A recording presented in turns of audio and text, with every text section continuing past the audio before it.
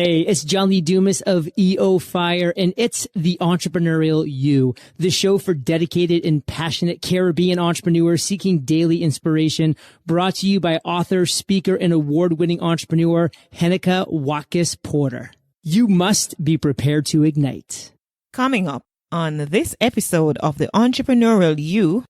Take anything that would normally slow you down, set you back, screw-ups that we have, anything, discouragement from people, anything that would appear negative, and store it in your fuel tank so that you can convert it into rocket fuel for your future and blast off into outer space instead of storing it in our trunk where it weighs us down. Store it in your fuel tank, turn it into rocket fuel, and become unstoppable. Management is doing things right. Leadership is doing the right things. Peter F. Drucker. Howdy, what a guan, how things, my peak performer community. It is episode 218 of the Entrepreneurial You podcast. I'm your host, Heneka Watkis-Porter. Today's episode is with Mike Ciorrocco, and Mike is the CEO of People Building Inc. and the powerhouse behind the What Are You Made Of movement. He's a performance coach, author, dynamic public speaker, visionary, and thought leader. He has been featured by Yahoo Finance as one of the top business leaders to follow in 2020 and is on a mission to build people. In 2020, he was named number 1 on the list of top mortgage professionals by Yahoo Finance. So, of course, I have the right person on board this morning today as we are going to be having a conversation on how learning people management skills could save you time and money. Welcome, Mike. Hello. Thank you for having me today. Absolutely. It is a pleasure. And I'm so looking forward to the conversation that we're going to be having. But before we go into that, have you ever been to Jamaica, Mike? Yes, I actually have. I've been twice. Yeah? Where did you go? Montego Bay and then Ocho Rios. Ah, okay. So you stay down the north and the west, yeah? Yep.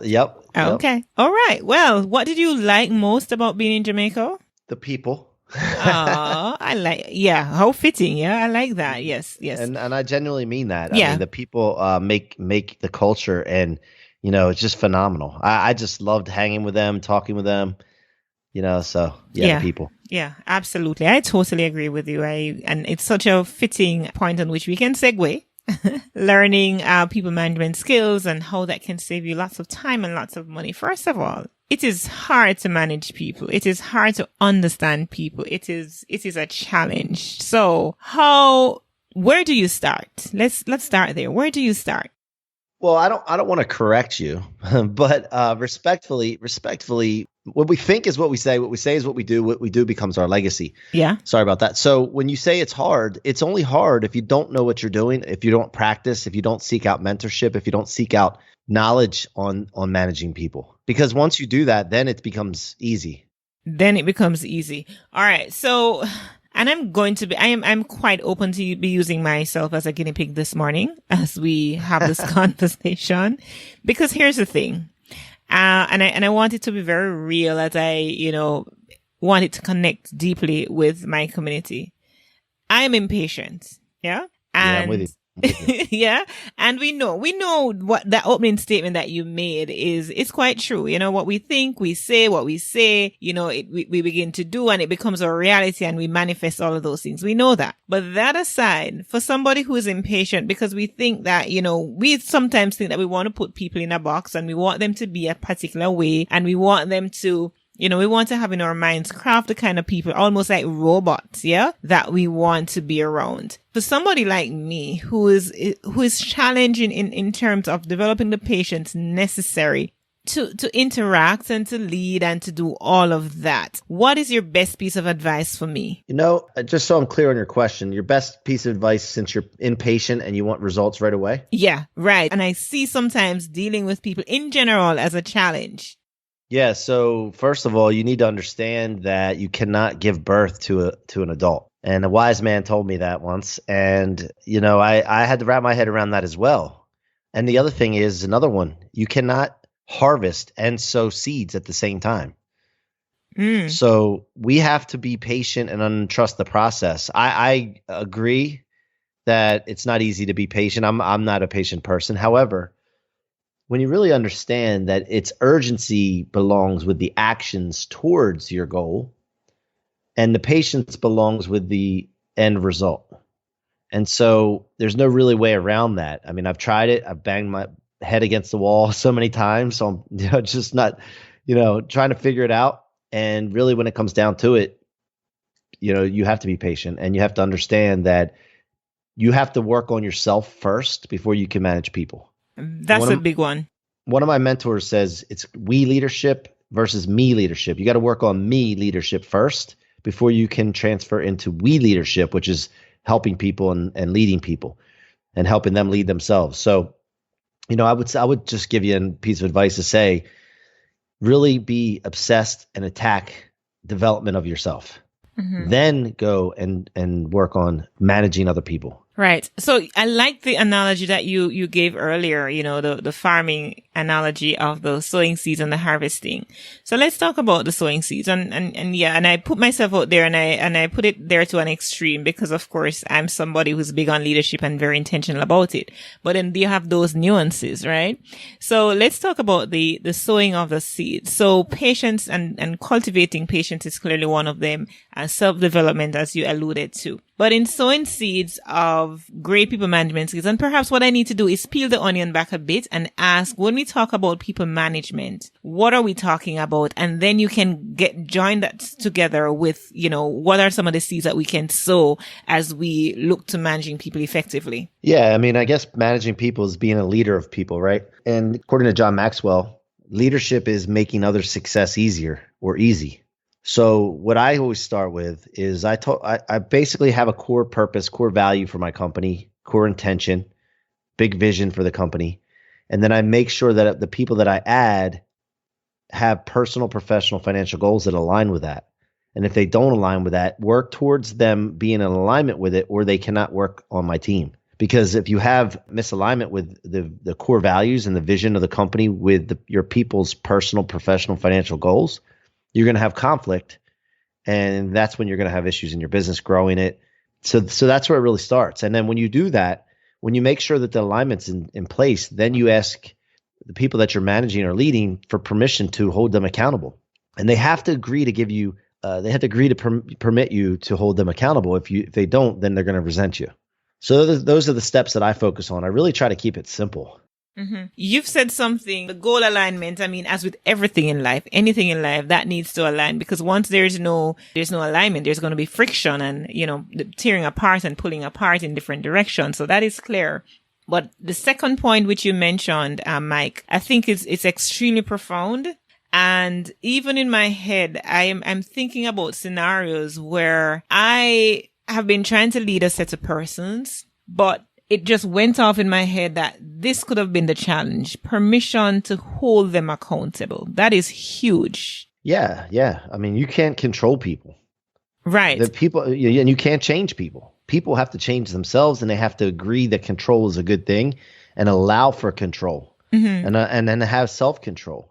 Because I have seen, like, in situations where, I know based on, where my own experience is and based on just a myriad of things, that it is some of the strategies that I want to share would have been the best thing for everybody, right? But and based on that, knowing that, based on your experience and based on everything else, but yet you get a lot of rejection, as it were. Maybe that's too strong of a word, but you get a lot of, pullback and everything. And what is clear to me right now is that I did not have their permission to hold them accountable. So the resentment came. And that is very clear. How do we set out to get that permission? What do we do in seeking that permission? Well, to me, communication is the key. Communication is the solution to most problems. And so we in our companies have open communication with our people with regards to the vision of the company, their personal visions and goals. And also, not only that, the expectations and what's expected of people and what the ramifications are if you don't align or if you don't execute on the expectations. So really it's just communication. But it starts, you cannot put the cart before the horse. You have to start step by step. It's algorithmic, where you would start with expressing the clear vision of the company to the individual or team, and then having one-on-one meetings to go over what their personal, professional, financial goals are. Now, most of the time you can do that initially in an interview process. If you haven't taken over a team that the people are already there, you would do it in the interview process, and then you would do it regularly, at least quarterly, to review the person's personal, professional, financial goals, reiterate the company's vision, and make sure that the alignment is still there. And then from there, you ask for permission to be hold accountable to those expectations that you set in the vision. And then from there, it's just a matter of upkeep. And also, as a leader, though, you have to live to that standard that you're setting. Like, you have to be a living example of the standard that you put out there, because then if you don't, you're a fraud. Absolutely. And people see that. Absolutely. And they can see through that. Now, and I want my persons may have stumbled upon this podcast who are not necessarily business leaders or entrepreneurs. And I want you to know that this is applicable not just in the business environment, in the work setting, but it's also applicable if you're leading a church group, if you're leading a nonprofit, if you are, wherever you find yourself in a sphere of influence, this is applicable just the same, There is something I want to ask you based on your experience. Can you give me an example of a time when poor people management skills, maybe on your part, maybe on somebody on your team's part, where that experience led to maybe loss of income in a way that, that was, or not necessarily income, but something that was detrimental to the company? Yeah. I mean, I had one company that we were chasing production, people that could produce income, marginal people that weren't fully committed to the vision of the company, the team, but they could produce a little bit. So we were chasing production over culture, and the whole company crumbled. So yeah, I've experienced that before. And I made a commitment from that point forward that culture was going to be our foundation. Now, when you talk about culture, you're talking about people's belief systems, their goals, their visions, and how they act and interact with people and how they communicate. So all these things are tied into that, and that is the culture of the company. And so we committed to that. We weren't going to worry about production until we were focused on culture first, and then we would work on production. So in other words, if we had somebody come in that had the skill but then did not have the will, or the will to participate in the culture and engage with the culture, then we would not take them on. But if somebody did not have the skill, but they were willing to do what we asked them to and bought in and worked hard and was committed, we could teach them the skill. And that changed everything for us. From that experience, did you retain all the team members that were part of that collapse, for want of a better word? No, actually, when we went to a new platform, the first company went down, we probably, I would say, let's say we had 22 people. We lost 5 initially, 5 or 6, and then we built up to almost 40. And then most recently, we lost about another 5 to 6 people because, again, there was no alignment. And so we keep adding people that align and having people exit that aren't aligned. Mm-hmm. And how do you get the buy-in from those that, at least at the very onset? Because, alignment can appear as if it's alignment for a while, but then after a while, people are going to fade away and stuff. So how do you get that? How did you get that buy-in, and what is that critical piece that needs to be a part of the puzzle? Well, first of all, when we train as a company, every day we all train on a training platform. Every single day, we don't train on our customers. And then we have a meeting every single day for 15 minutes to discuss what we trained on and reiterate the company's visions and what we're alignment and what we're committed to. And it has to be done every single day, because if we're not doing it every single day, one day goes by and people start getting out of alignment. They start losing their focus. So it's, accountability daily and training. And we talk about it all the time about what our core values are and what our mission is.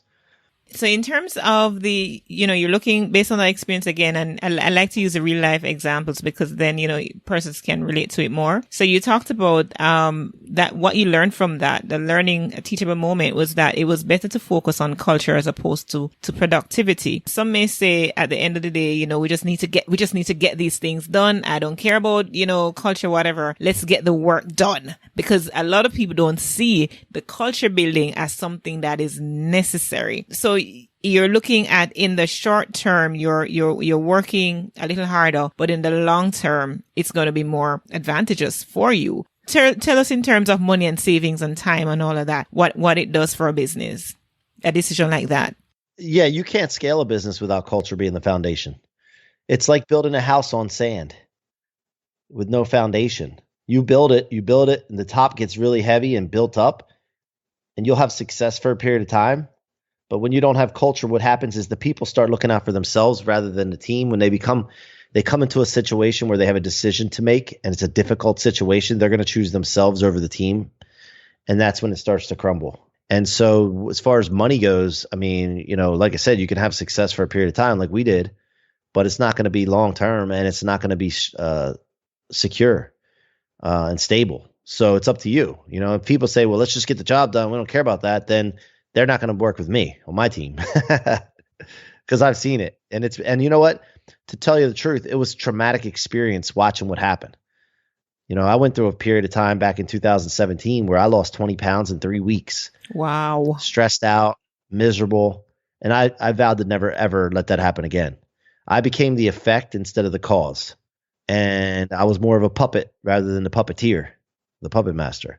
And I chose to, going forward, that I was never going to be put in that situation again. I am the controller of my destiny. I am the creator of my economy. I'm the creator of my surroundings. And that's the way I chose to do it. And I teach other people to do the same because that's where success lies.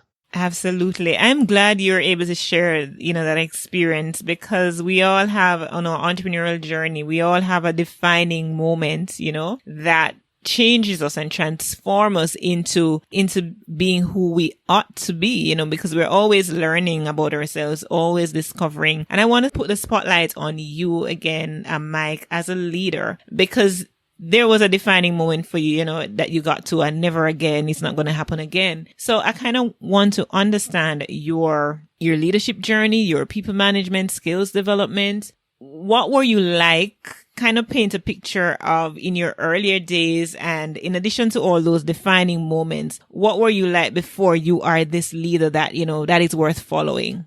Well, when I was 3 or 4 years old, my mom always used to tell me that I was a leader and I was going to be inspiring people. And she just programmed me that. I guess she thought that was the right thing to do at that time. And so I've always been somebody that wanted to help people. And I grew up around a lot of broken people, man. I mean, drug addicts, alcoholics.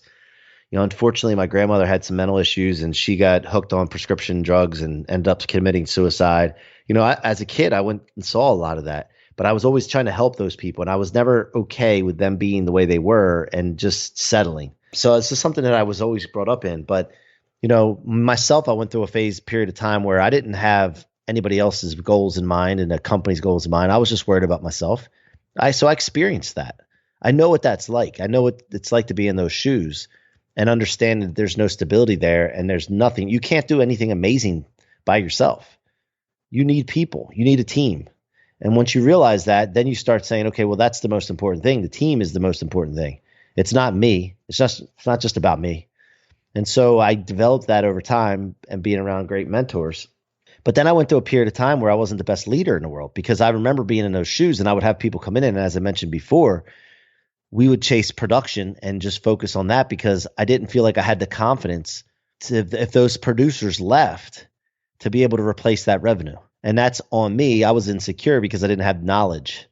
Any insecurity that anyone has in any area of their life, it's because they're lacking knowledge of something. They don't know something. Once you know something and any area that you're insecure in, the insecurities disappear. So anybody that's here, here in this podcast, if you have insecurities in any areas, from now on, when you start to feel insecure about something, seek out knowledge in that area. Interestingly, I was watching a documentary on confidence on the weekend, and this is pretty much the point that you made, that, confidence really, or competence rather, affects confidence, and so we are the way we are sometimes because we're insecure. We're insecure because we're not competent. And so if we get to that stage of developing our competence, then it increases our confidence to lead, confidence to be, better at managing people. And first of all, managing and leading ourselves, because as you alluded to earlier, once we are not leading ourselves, then clearly we can't lead others. We can't, if we're not developing ourselves, we can't lead others. And so that's a critical point you mentioned. Mike, you also talked about mentorship, which when young entrepreneurs I see, startup founders, they are, and rightfully so, busy trying to get an idea started and launched into a real business, not putting as much emphasis on mentorship. And again, not even recognizing that mentorship is important. I'm glad you alluded to that. Now, spend a little more time, Mike, sharing how did you go about getting a mentor? What was that journey like for you? And, what has the relationship been? Well, I'll tell you, I'll just ask this question. If you had the blueprint to success, step-by-step process of what to do each day, what to do if this happens, what to do if that happens, what to avoid, if you run into this mistake, how to overcome it. If you had that laid out in front of you, the only thing you would have to do is just execute, right? So a mentor provides that to you. A mentor provides you the steps to success. As long as you find the right mentor. Now, how do you find the right mentor? Well, you got to figure out, be clear on exactly what you want, where you want to be, what you want to be doing, and go seek out the person that's doing that or has done that and learn from them. And that'll take time out of the equation. You'll save a lot of time. You'll save a lot of energy on wasting on things that you shouldn't be doing. And you'll also save a lot of money investing in things that you shouldn't be based on what the mentor tells you and guides you. And what's funny is actually, it's not really funny. It's ironic. I have a tech product coming out called Blueprinted. And what it's going to be is anybody that's had success in any area of their life, they consider themselves mentors, I guess. If they could put their success and reverse engineer it in a project management format, step-by-step, algorithmic of what to do to become successful, whatever their specialty is, let's say, we have a product that people can do that with. It's called Blueprinted, and they're going to put their blueprints in there for people to buy. And then, or they could give it away for free if they choose. But at the end of the day, it's going to be an awesome platform for folks that want to start a business, that want to, even something as small as bake a cake, or if somebody wanted to, whatever, anything that somebody's been successful with, we'll have blueprints for everything in this system, and people can choose who their mentor is and buy the blueprint from them. That's quite an interesting product. What time frame are we looking at for launch, Mike? The minimal viable product is coming out probably around 60 days from now. Well, by the time this podcast airs, it would have been much closer because we're a couple weeks in terms of our recordings. But yeah, it sounds great. I'm sure there's going to be a great take up for this product, and we all want to know, how was it done? How can we, accomplish the things that we set out to accomplish? How can we realize our goals? And so those that have gone before us, gone ahead of us, providing us with that blueprint, I'm sure it augurs well for everyone. Yeah, we want to eliminate, the whole purpose is to eliminate the excuse for anybody to be able to use the excuse that they don't know how to do something. Absolutely. And so find something else. It cannot be that you don't know how to do it. Hello, it's available. Right. Anything else, your final thoughts you want to share on this whole matter of people management, Mike? Because we're about to wrap. Sure. So I've just wrote a book called Rocket Fuel. It's coming out now. It's Convert Setbacks, Become Unstoppable. So in regards to managing people and building businesses and trying to be successful, my message to you today, final words, is to take anything that would normally slow you down, set you back, screw ups that we have, anything, discouragement from people, anything that would appear negative, and store it in your fuel tank so that you can convert it into rocket fuel for your future and blast off into outer space. Instead of storing it in our trunk where it weighs us down, store it in your fuel tank, turn it into rocket fuel, and become unstoppable. Become unstoppable. And we all are unstoppable if only we would just, allow our wings to be lifted high. Yeah? Yeah, that's right. Absolutely. How might my community get in touch with you? Yeah, if you go to Mike C-Roc, C-R-O-C, like Mike Croc with no K on the end of it, .com/book, MikeCroc.com/book. Amazing. Thank you, Mike Ciorrocco. Thank you so much for joining me today on the Entrepreneurial You podcast. Thank you, Heneka. Appreciate it. Have a wonderful day. Thank you so much. And thank you to my amazing community for tuning in to this episode with Mike Ciorrocco. Now, we talked a lot about people management, and Mike did drop some value bombs for us, right? Talks about some of the things that we need to think about as we're managing people, leading ourselves. Goal alignment. Make sure that there's some goal alignment there, because if there's no goal alignment, there's going to be a lot of tension. Tension is going to lead to frustration.